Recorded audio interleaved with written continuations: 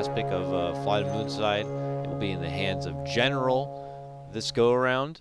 And, you know, like you're talking about, while one side on the FlyToMoon side can try to pull out this aggro lane, we have to look for the possible rotations to come out from Earthshaker on Viking GG side. If he just starts, you know, diverting some attention towards that mid lane, the Shadow Fiend could even, you know, build that into something even more serious and become a problem later on. Boom is known to take builds that can just, you know, ride the momentum he's built up for himself. You know, he's not going to... I feel like this is the type of guy who's not really looking at the big picture. He's just like, I'm owning right now. I'm just going to get Eul's or I'm going to get XYZ and just take this to another level. Yeah, he sees the fact he's got a Shaker on his team. He's thinking, like, nice. Like, when I hit level 5 or something, I'm just telling this Shaker, come to my lane, hit a fissure, and it's an easy kill on a hero like Ember. So very early outpost being claimed. FlyToMoon just trying to figure out what these lanes are, I imagine, to decide what they want to do. For now, Luna is positioned down bottom, so it doesn't look like any kind of aggro tri-lane with Luna, at least. Yeah, I was going to say, I mean, are they showing that they're willing to go aggro in this top lane right now? I mean, just moving themselves into the outpost area right out of the gate. It does look like that's not going to be the case, as for now it looks like Always Wanna Fly is going coast to coast to join the bottom lane, and we'll just have that classic 2-1-2. I mean, is a Rubik Brewmaster going to be enough to stop this Spectre from finding, you know, just basic CS? I don't believe so. This should be a good lane for Spectre. Enchantress is just a lane dominator. The key thing for this top lane is just going to be these neutral creeps. Can you block the camps? Can you stop Enchantress from abusing this lane? They've already blocked the easy pull camp. Celery has a sentry and will find it instantly, though. So, good start for Viking. All right, they'll take that back. And, you know, the creeps have only just began to really touch, but it could be a little concerning early on for FlyToMoon. You have a mid lane matchup that on paper is not looking good. You're not bringing anything to the table that's going to force this Spectre to have a problem in the early laning phase. And then looking at bottom, you know, Toby's Beastmaster, you know, is he fine to hold his own and be pretty safe against Bane and Luna on his own? Maybe at the start here, you know, you have your Earthshaker who's going to assist a bit, but I imagine Beastmaster should be left to his own devices, right? Yeah, I think with the Bane, you probably want to stick around just to offer that threat of a fissure. As much as possible, we're going to give Beastmaster solo XP, because when he hits level 3 with that second point in Boars, you actually have some good kill threat. If you hit a fissure block and have double Boars up, you can really look to find some kills already down bottom. A couple nice fissures in a row. They're doing some good damage. Always Want to Fly, though. Quick to use the tangos and eat his way through the trees. Very nice play. Top lane, trouble for General here. Look at this. Spectre almost able to secure that first blood. They will force out the Fairy Fire, and Shad will fly back into the trees to a bit of safety. Now, the corner of my eye, it's evened up a bit now, but the mid lane was really strong for Ember out of the gate. He was at 8 CS to Shadow Fiend's like 3 or 4 in that first wave. I think the SF gets super strong at level 3. We just see there a triple raise hits Ember, instantly forcing a salve. The tricky thing is like managing how much gold you want to spend on getting mangoes as an SF. Like, you can continue to bully Iceberg if you just buy mangoes, so you can keep triple raising him. That's going to force Iceberg to buy salves and things, but it also hurts your own item progression. Yeah, the balance between using your own economy just to force your enemy to use theirs, but if you know that maybe with that clutch mango you can pull out the kill, that would obviously create the bigger gap between you and the opposing mid laners. So we'll see if he tries to just go for setups on his own, or if it will be when that Earthshaker decides to roam out. Now, Earthshaker manages to catch Always Wanna Fly's Courier, who was way far forward in that bottom lane. Just one of those cases where you forget about Always Wanna Fly. He's an old school player, you know. Got to remember that you each have your own Courier now. You can't be too reckless with it. That was miles away from safety. Deep dives on both sides. Even top lane, Aloha Dance narrowly able to make it away from the onslaught, the impetus, and the dagger, just and the harpy, who just passed. A lot of harassment on top lane coming out from Viking side. It'd be very interesting to like hear other mid laners' thoughts on this mid matchup, because right now Iceberg is destroying it. 21-3 to the 13-0. He's going to have a bottle up as well, which is usually the hard bit, is getting to the bottle without getting bullied too much. But he only had to buy the one salve. Now he's going to have a bottle, so this 4-minute rune could be big. Don't worry, I caught it bottom lane as they slowly walk down and finish off Toby. A sleep setup there. And then they just kind of orb walk their way almost to follow along Toby to his grave. So nice pick off there, and it's going to be FlyToMoon who secure that first blood. But you're right. I mean, we're getting to level 4s. We're getting to level 5s here on this mid lane eventually, as we see a potential snag here on Celery. Going Riverside, tries to go up to the high ground, but just so much slow comes out from General. They'll slowly walk her down and punish the support. Obviously, Shad not looking to get involved. He's like, I got a full creep wave to myself. Yep.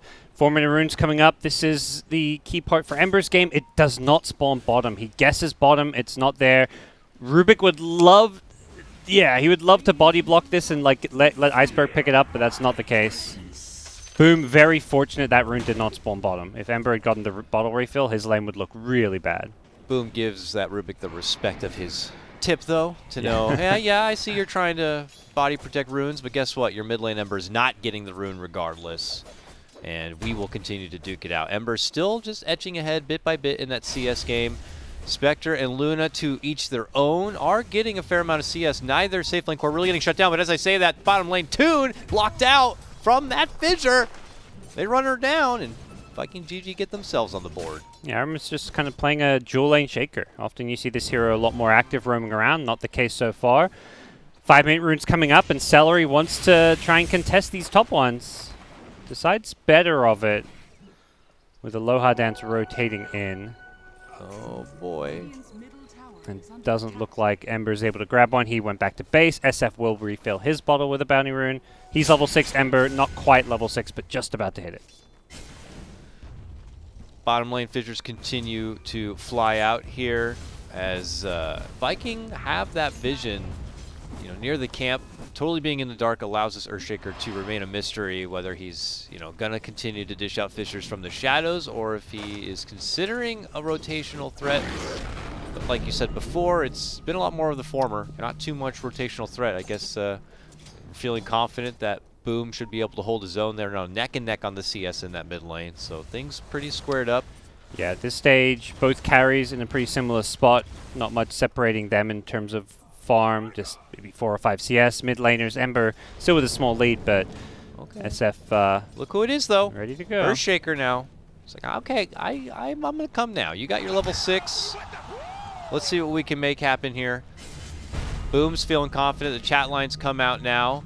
But it's a 2-on-2 as Aloha Dance comes to the side of Ember to start getting some early poking damage on that tier 1. And, well, they'll snipe the Iceberg Courier. Yep. Yeah, it's not an impact rune as well, so often if these 4- and 6-minute runes are things like hastes and whatnot, you can suddenly see plays happening, but with an illusion rune, Ember's just going to keep farming, it seems. Happy to maintain a lead over the Shadow Fiend of Boom. And Earthshaker will take his business back to the bottom lane for now.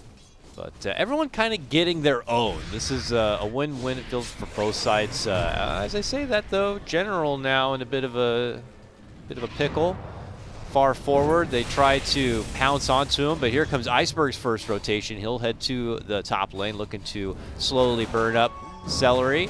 There's the Remnant. Some right clicks. The net, though, he'll finally commit on forward and clean up that Enchantress. Forces a lot, though. 3 Remnants has to be committed for it. And they're going to set bottom while that happens. So Bane surely to die, and we'll see if they can get the Luna as well. And I say surely to die, actually. Always when Fly survives with a Brain Sap.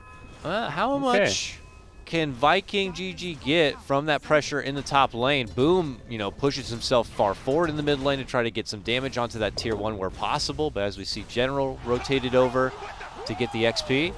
But with that, not really amounting to a whole bottom lane. Could be trouble for Always Want to Fly. The Fisher lands. The chase is on. Nice enchant totem stun.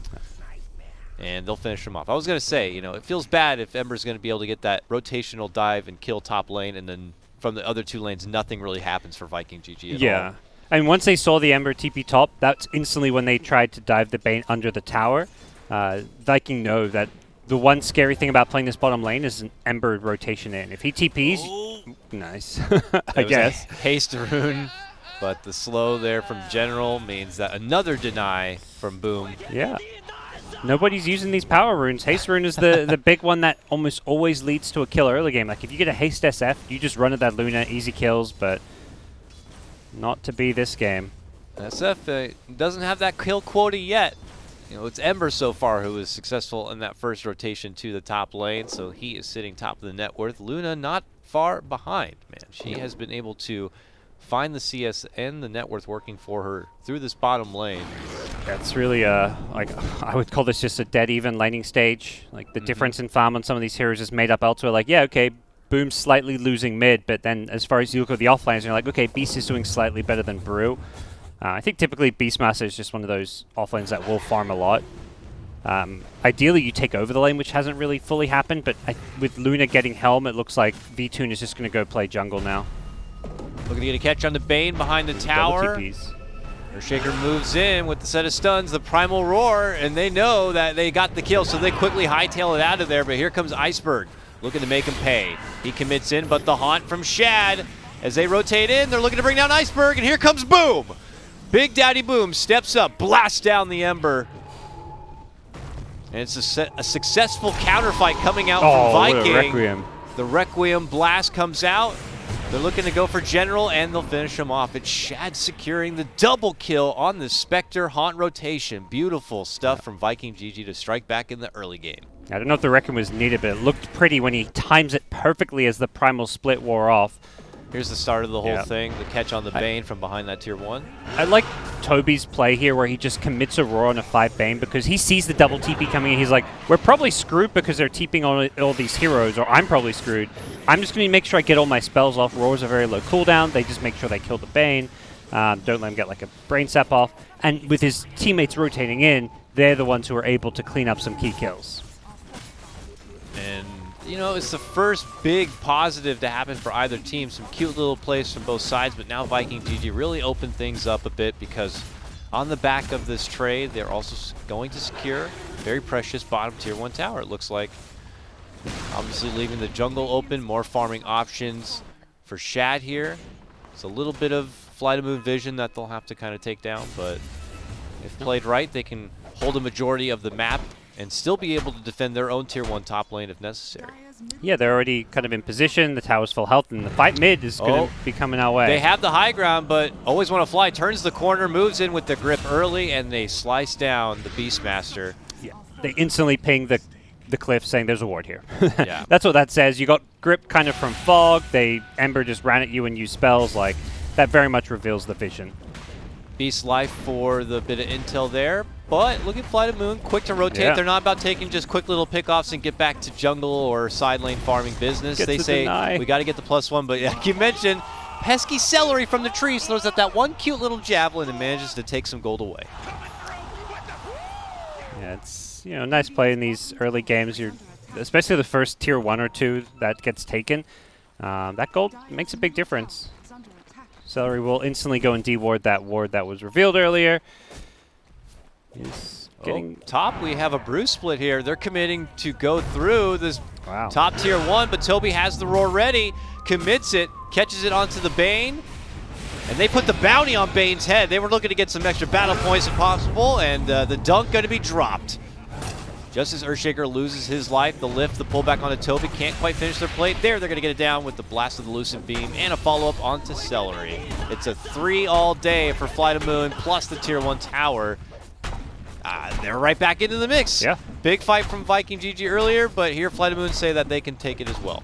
Yeah, this Brew pick just using the ultimate really well. Both splits so far being used pretty effectively. The first one maybe not winning in the fight, but at least having a fairly even fight this time around. A fight into an insta-tower and bringing Luna along. Like, you'd expect a Helm of the Dominator, Iron Talon Luna with max glaives, no ultimate, to just be hitting some jungle creeps. But VToon takes the tier 1 mid tower with the team, now takes the top tower, and I like how active he's been taking objectives with this Alpha Wolf. Yeah, and just as Viking GG were hoping to set up some real estate advantage for themselves, FlyToMoon take control of the north. And now they're getting more. They caught out Earthshaker, maybe trying to sneak his way into the jungle and get some vision down or something. He pays the price, but they're looking to swing. Requiem from the low ground. They dish out the raises. Bane sleeps, Bane gets blasted. Aloha Dance looking to be next. Dances all around with his own haunt, but ultimately does go down, and you take 3 of ours, we're going to take 3 of yours. Yeah. Fighting without the Primal Split. I like that, the Shaker's just willing to run in there. He gets grip and everything, but that's kind of good for them that the grip gets used on a support who doesn't. It's not like the Shaker is a blink and is the key to winning these fights. The key to winning these fights is the SF. Chain setup. Iceberg's got DD. A right click. A jump in from Remnant. Not able to get the finish onto Boom. He walks out fine. But you're right. I mean, Brew is really a bulk of the team fight because for the time being, Luna, you know, nothing into Eclipse. Yep. Yeah, they have no Eclipse, no Brew split, and they played super aggressive, like by the enemy cliffed by the tier 2 top tower. That's just not a part of the map you should probably be trying to fight over and take control of when you don't have those ultimates. I understand the idea. They just took that good fight top lane. They took the tier 1. Why not rush into their territory and try to get some vision down and just have a hold there where possible. Yeah. So I guess Viking GG just willing to clash with them right away and take advantage of the fact that there were all those cooldowns. The key thing for Aramis is that he does need to find some time and space to go farm that blink, though. So Certainly. his Shaker, you know, making plays like that helps his team win a fight, but his own game is not in the perfect position right now. Right, because this could come down to some pesky backliners on the side of FlyToMoon. Long TP. Ooh, Toby with the wind-up didn't get the roar. Very close in the end. That was Brew TPing to the outpost. But Toby will stick to the bottom lane and keep the pressure forward there because most of FlyToMoon are still hanging in that northern side.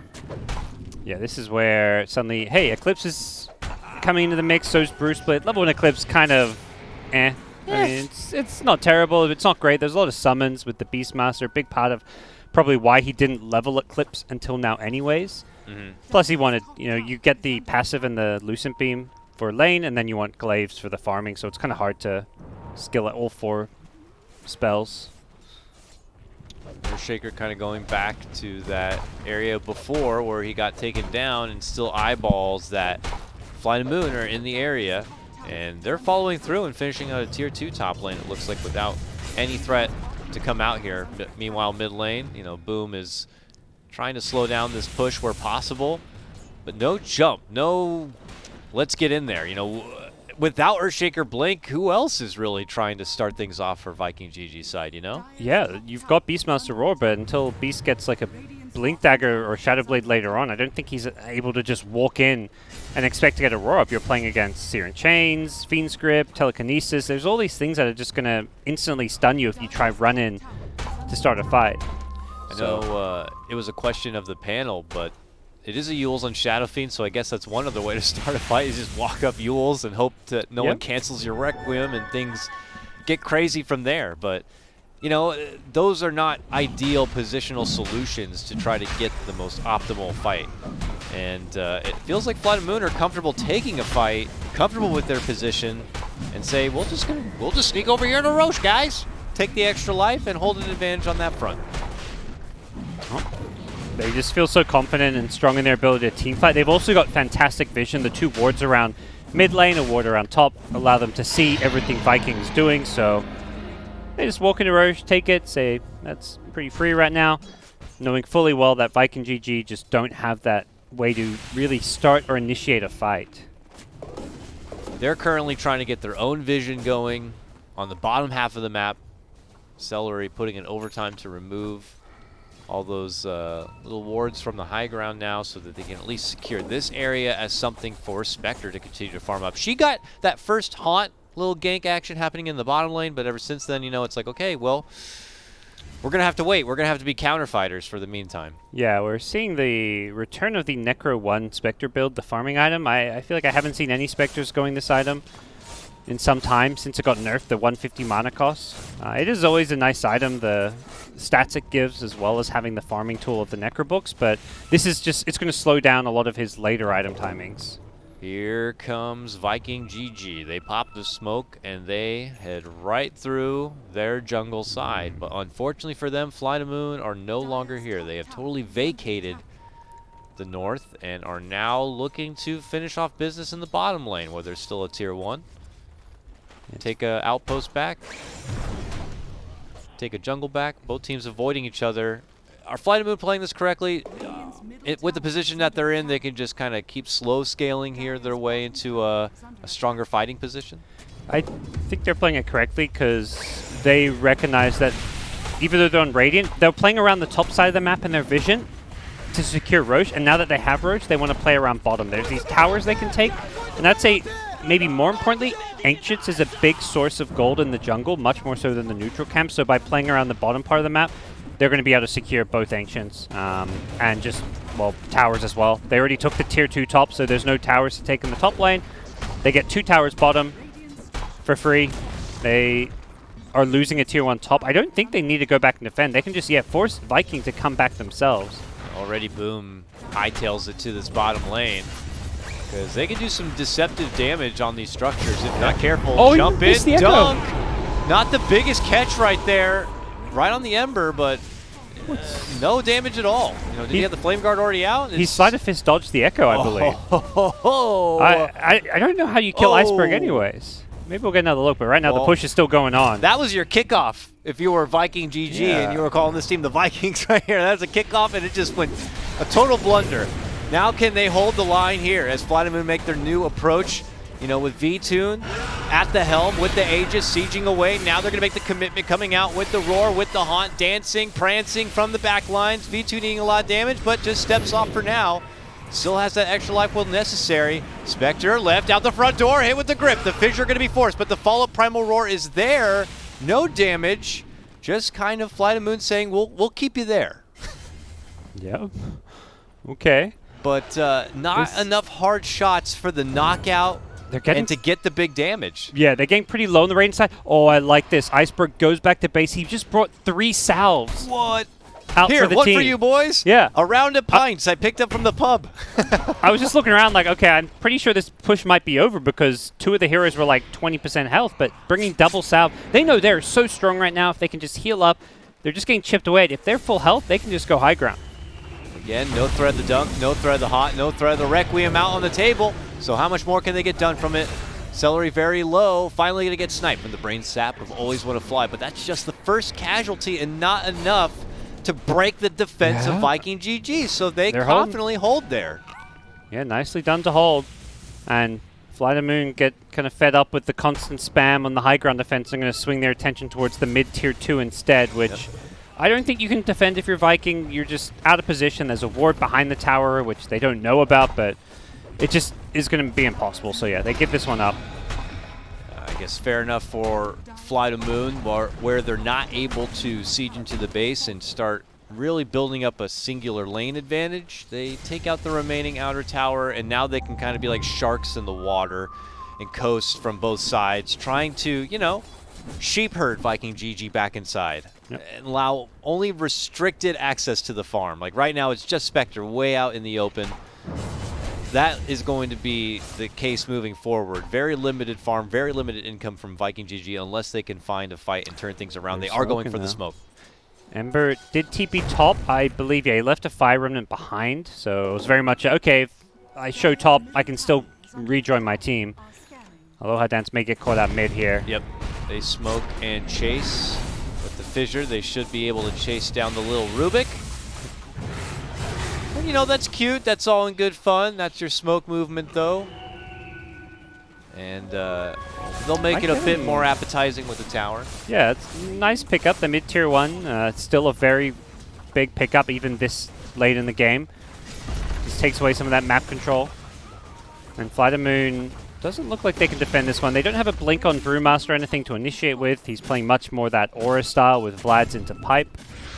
Okay. If they had a pipe bottom, that would have been Rax, I think, for sure, for FlyToMoon. But, of course, you kind of got to prioritize one or the other. So got the Vlads first, which gave him some decent sustain as well for Luna. Pretty big pickup here. Shadow Fiend, boom, able to complete the Black King bar. And, you know, while he's third in net worth and Luna's #1, you look at Luna's inventory and it's like, yeah, Helm of the Dom and, you know, Dragon Lance. But she's still even trying to finish out her own BKB for the time. Yeah. So I'm curious if Viking GG are going to try to make something happen here with this BKB being complete. But yeah, they definitely could. Maybe Shad's wanting to wait for his Diffusal Blade on Spectre, but if his teammates find a Roar initiation, then yeah, he's got Haunt. So I think the plan right now is run around as 4 while Spectre farms. The Diffusal Manta, you get really strong and scary with this on Spectre, so I like that Shad's just prioritizing his own game right now.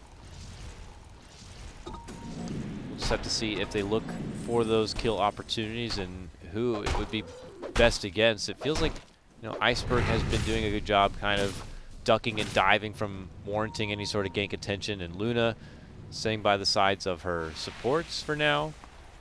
Viking GG, it's one thing to be able to acquire the farm to build up items like BKB, but to find the fights necessary is going to be another task.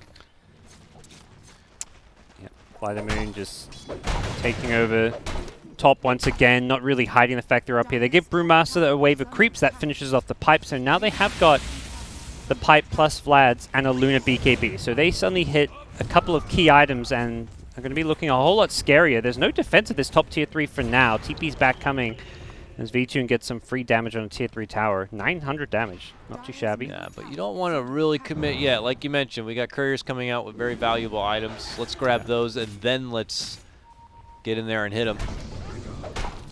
And Bane gets a Glimmer Cape. So Bane's going to have the save from a Glimmer as well as a Nightmare. We saw down bottom that, you know, when your teammates get gone on by a Blink Echo or some kind of SF combo, Roar, you want to use that Nightmare defensively. But maybe Viking can catch him with their pants down. They're all clumped together. They do their own smoke, and as they approach the high ground, they're going to get popped. Pipe going to be committed. Lead in Fissure, but no dunk yet. He gets blasted down and finished. No opportunity going to be there because Luna commits big. BKB and Eclipse forces Viking GG to scramble back indoors. It's a tough one. Dire didn't have the best vision around the area. They had a Hawk pretty far back. Shad's going in for a lower He dance. didn't commit the haunt yet, which may be a reason why they couldn't quite see what was going on. But decides not to chase too far.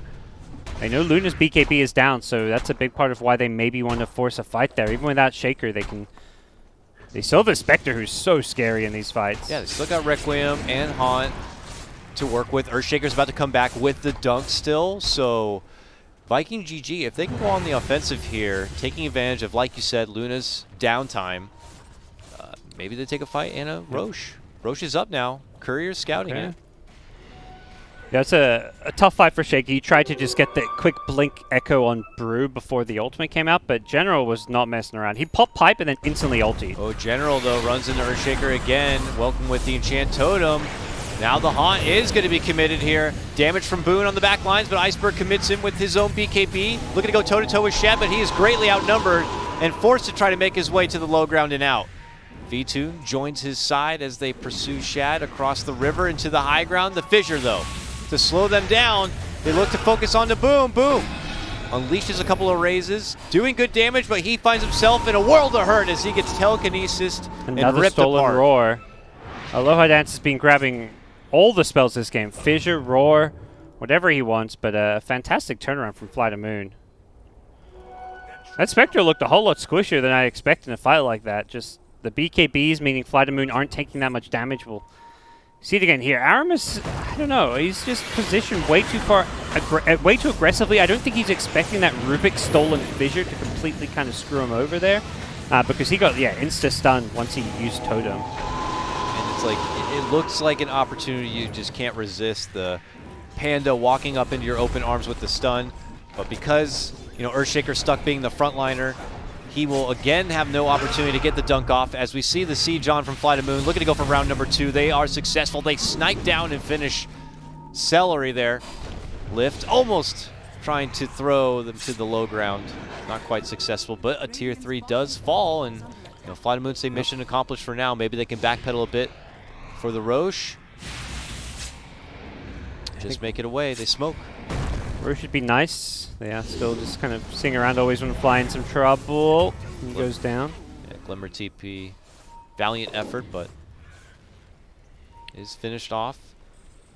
And it's a 7K net worth advantage for FlyToMoon at this time. This only comes from getting a couple of fights, I'd say maybe a fight or two advantage overall, and then some minor damage on the bottom tower. But it looks like FlyToMoon have been really able to scrap together a lot of farm. You look at the net worth and it's like, Radiant, Dire, Radiant, Dire, Radiant, Dire. So still pretty close in the farm game. Yeah, this is going to come down a lot to this second Roshan. The Aegis G's is so big on either team. They go right to the high ground. They spotted out General and they go in fast. Return fire coming out from Iceberg and Luna unleashing a fatal fury here. and committing in with the Eclipse. There's the dunk, the response. Iceberg, though, slides it down, gets the chains, and still lives on. Happy to fight it out. Aloha Dance and V-Tune continue the fight forward, and clean house as all of Viking GG will fall. There's just not enough damage on Dire, I guess. Too much sustain. The Ember Luna just doing 5k hero damage a piece in that fight, and meanwhile on the Dire side, like, SF does only 2k. Spectre only does 1900 damage in a team fight like that. Like, that's just not going to cut it.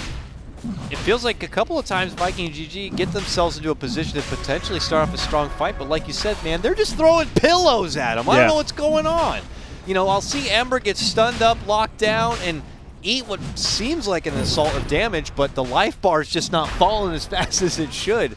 He lives on, and now they're able to just kind of take these fights into later rounds where they clearly have the advantage. Oh, trying to get tricky here. Shad with the haunt, trying to pick it up from under the nose of FlyToMoon, but not successful. I like the attempt. Unfortunately, now you're going to be playing without Spectre Haunt for a high ground defense for a couple of minutes. But yeah, it just seems like the Viking team fight is never really coming together. Like, the stun into follow-up damage combo just isn't there. They have a Blink BKB SF, but they have to commit so much to kill Brewmaster there. General, like, he dies without using ultimate, but ultimately wins his team the fight because he was a damage sponge. So they had nothing left to use on the problem here. The Luna Ember are the ones that deal damage, so you kind of can't afford to commit everything on General's Brewmaster. Yeah, it feels like they have a lot of setup, initiation, and stun when you got stuff like Earthshaker, when you got stuff like Beastmaster. But, you know, you got a Shadow Fiend who's going Blink, Yule's BKB. It's not a lot of firepower. You know, Yule's Requiem certainly does a wealth of damage, don't get me wrong, but, you know, at this point in the game, you are seeing a couple of cores on the FlyToMoon side who have the durability to survive those cute little tricks. And Ember, with this physical damage build, is just tearing apart anyone who comes near. One-sided fist chunked at half of Ench's full health. And they're going to get a second lane of racks. They know there's no Haunt. This is the, well, not just downside. This is where you lose the game by using Haunt to try and steal the Aegis G's. It's just how, what do you do when you're trying to defend your base and you don't have Haunt? Even with Haunt, I think this is maybe an impossible ask because you're too far behind, but FlyToMoon going to fall back, take their bounties, and look for the final lane of racks. While it's desperation mode soon enough for Viking GG. I don't know what that looks like for Viking GG, if that's like one of those smoke, run out, and try to catch him for one final hurrah type of gigs, or if they're going to bank it all on that final high ground defense. You look at their lineup, and you would certainly think that this team has everything you could ask for like a high ground defense, certainly with the Echo Shaker dunk in the chamber, but yeah, when they catch him without having the Haunt at the ready, with the Earthshaker dead, those things are just not problems at all. So we'll see if everything is on the line for this final defense, or if Viking GG have a plan B. Yeah, I think the biggest, maybe not the biggest, one of the problems is they can't just Blink Echo to blow up like the Ember on the front lines. The Bane acting as like this semi-save with Nightmare is a big problem for the like Blink Roar, or the Blink Echo Slam, or the Roar Initiation. Whoever gets gone is going to get Nightmared. Right now, those supports are trying to hide up within the trees, but here comes the Haunt, and this is what you're supposed to do to be able to scout them out and try to finish them off. Big dunk, big blow up, does finish off the Rubik, but can they get the VIPs? Can they get the cores down? Because if they don't, they're going to turn it right back on you and finish you off, and it looks like that may be the case here. They ended up losing Boom. Now they lose Precious Shad, and they are both going to be forced to buy back. This is the final hurrah coming out from Viking GG. And without that dunk, without that firepower, you know, this looks like a failed attempt at best. Let's see what they can do, though.